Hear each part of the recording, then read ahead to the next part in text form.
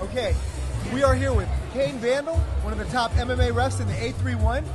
Kane, for the people out there watching, why don't you introduce yourself real quick? My name's Kane Vandal. I've been here in California since 2001. I came right after college from Massachusetts, Fall River, Massachusetts, born and raised. I love it here in the 831. I can't imagine going anywhere else. So, yeah, that's it. Now, before you got into MMA wrestling, you have a background in wrestling and jiu-jitsu. Yeah. How did you come to this point? So I began wrestling in 1992, which was exactly the same time that the UFC started, and obviously there was the big debate, who's the best? Is it a wrestler? Is it a jiu-jitsu guy?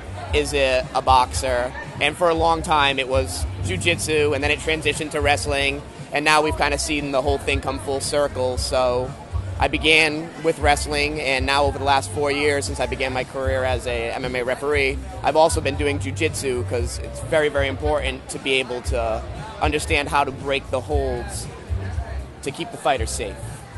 There's a right way and a wrong way to separate an armbar, a right way and a wrong way to separate a triangle, and that's what I do. Now, refereeing and a lot of the rules that are behind it are one of the reasons MMA has really exploded. So, for people that are interested in, like, how do you become a referee? Well, like anything else, you have to go through a certified program. That begins with somebody like a Herb Dean or a Big John McCarthy.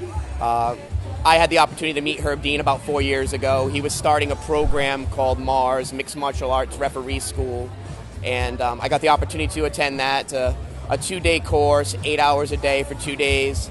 You begin with the first day, and you take a judging certification. If you pass that, you're allowed to take your referee certification. You do have to have practical knowledge and be able to demonstrate practical knowledge of jiu-jitsu. It's not that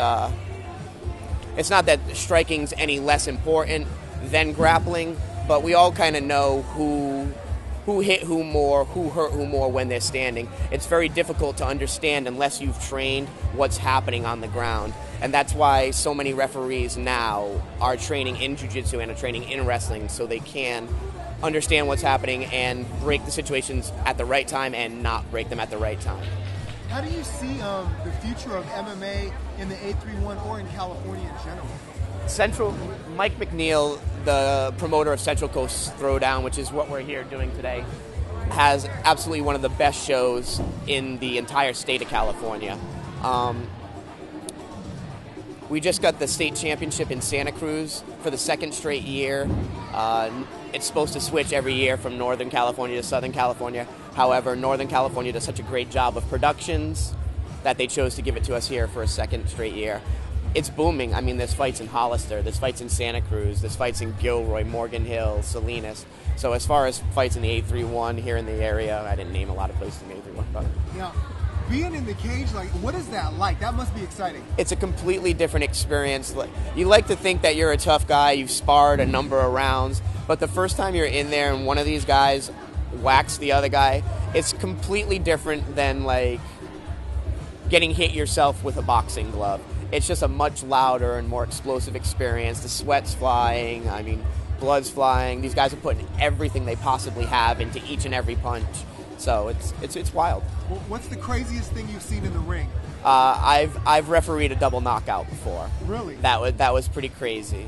For the longest time, a double knockout was actually, the winner was decided by the first person to stand up. Now it just happens to be a technical decision. Is there anything no else contest? Excuse me. Is there any other stuff you want to say to anyone watching in the 831? Shout outs. You know what? Come on out here, support your local fighters. It's something that not everybody is willing to do. I mean, to go in there by yourself, you're really pretty naked, and I really applaud all the guys that do it. So, come on out and support. Last question, Kane. When are we going to see you on the UFC? Hopefully soon. Hopefully soon. I just got my professional license last month. I'm waiting for my first appointment as a professional referee, so you'll see me sometime in the future. Kane Vandal, one of the top refs in the area, doing big things, coming to a screen near you. Thanks a lot, Kane. All right.